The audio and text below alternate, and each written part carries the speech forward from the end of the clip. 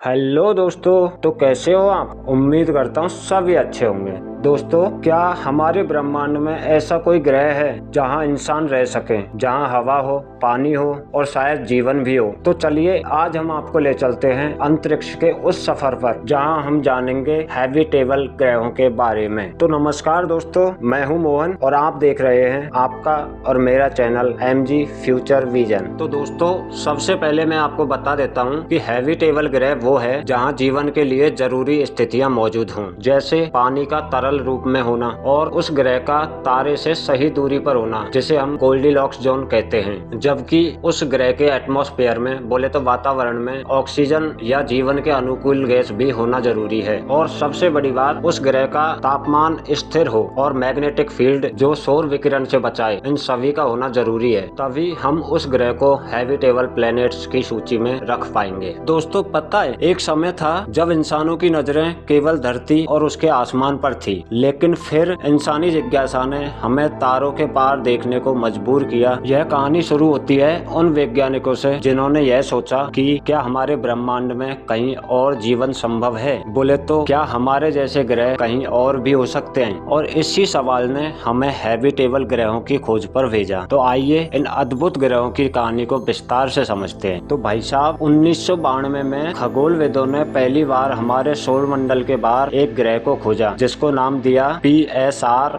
B1257+12b। ये ग्रह एक पल्सर स्टार के पास था, बोले तो एक मरते हुए तारे के पास था। और इस ग्रह को खोजने के लिए रेडियो टेलीस्कोप का इस्तेमाल किया गया था। हालांकि यह ग्रह जीवन के अनुकूल नहीं था, लेकिन इस ग्रह की खोज ने हमारे दरवाजे खोल दिए और हमें सोचने पर मजबूर कर दिया कि हमारी आकाशगंगा में और भी लाखों ग्रह हो सकते हैं। फिर इसके बाद 2009 में नासा ने एक विशेष टेलीस्कोप लॉन्च किया, जिसका नाम था केपलर स्पेस टेलीस्कोप। इसका मिशन था एक नए ग्रह को खोजना और यहीं से शुरू हुआ हैबिटेबल ग्रहों की खोज का रोमांचक सफर। तो चलिए सबसे पहले हम जिस प्लेनेट की बात करने वाले हैं उसका नाम है केपलर 452b, जिसको नासा के केपलर टेलीस्कोप ने सन 2015 में खोजा था। और ये ग्रह पृथ्वी से 1400 प्रकाश वर्ष दूर सिग्नस कॉन्स्टेलेशन में मौजूद है, बोले तो सिग्नस तारामंडल में मौजूद है। और पता है इस ग्रह को अर्थ का कजिन भी कहा जाता है। ये ग्रह अपने तारे के गोल्डीलॉक्स जोन में है, जहाँ पानी तरल अवस्था में रह सकता है। इसका तारा भी हमारे सूर्य जैसा ही है, लेकिन यह सूर्य से थोड़ा पुराना है। यहाँ का वातावरण और सतह चट्टानी हो सकती है। हालांकि इसके वायुमंडल में क्या क्या गैसें हैं ये अभी तक स्पष्ट नहीं है। ये बात वैज्ञानिक अंकल जिस दिन पता कर लेंगे ना, मैं भी आपको बता दूंगा। चलिए सेकंड नंबर पे हम बात करते हैं प्रोक्सिमा सेंटोरी B की, जिसको यूरोपियन सदर्न ऑब्जर्वेटरी बोले तो ESO ने हाब्स टेलीस्कोप से सन 2016 में खोजा था। यह ग्रह पृथ्वी से सिर्फ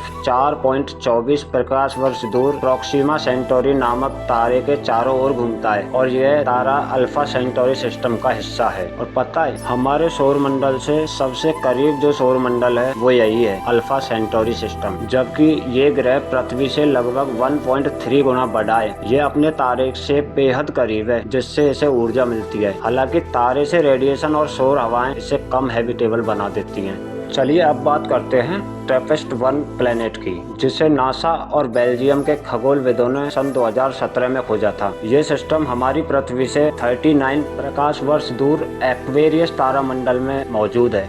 इस सौर मंडल में कुल 7 ग्रह हैं, जिनमें से 3 ग्रह गोल्डीलॉक्स जोन में आते हैं। और वैज्ञानिक अंकल के अनुसार ये ग्रह चट्टानी हो सकते हैं और यहाँ तरल पानी होने की भी संभावना है।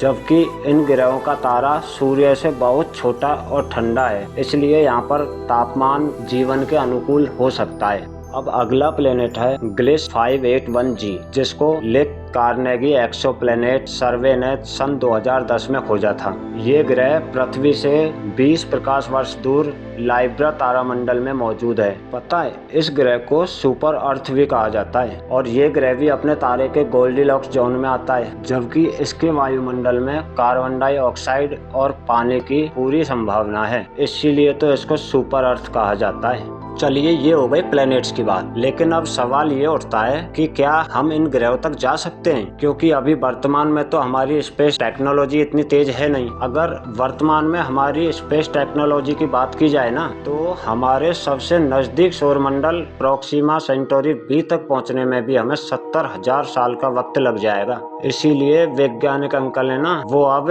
लाइट सेल्स और वार्म होल जैसे नए विचारों पर काम कर रहे हैं। और वैज्ञानिक अंकल के मुताबिक अकेले हमारी आकाशगंगा में लगभग 40 बिलियन हैबिटेबल प्लैनेट्स हो सकते हैं। और वैज्ञानिक अंकल का ये भी मानना है कि अगर जीवन कहीं और है तो वह हमारी कल्पना से बिल्कुल अलग हो सकता है। तो दोस्तों, यह थी हैबिटेबल ग्रहों की अद्भुत कहानी। यह हमें सोचने पर मजबूर करती है कि क्या हम ब्रह्मांड में अकेले हैं या फिर कहीं दूर कोई और प्रजाति भी हमारी तरह अपनी दुनिया को समझने की कोशिश कर रही है। हैबिटेबल ग्रहों की खोज विज्ञान का सिर्फ एक अध्याय नहीं, बल्कि मानवता के भविष्य की एक नई दिशा है। तो आपका क्या मानना है? क्या इन ग्रहों पर जीवन हो सकता है? हमें कमेंट करके जरूर बताएं और इस कहानी को अपने दोस्तों के साथ जरूर साझा करें। दोस्तों, अगर आपने अभी तक हमारा चैनल सब्सक्राइब नहीं किया है ना, तो कुछ तो गड़बड़ है, क्योंकि हमारे चैनल पर आपको मिलेगा सब कुछ, बोले तो हंसी, मस्ती और 100% ज्ञान भी।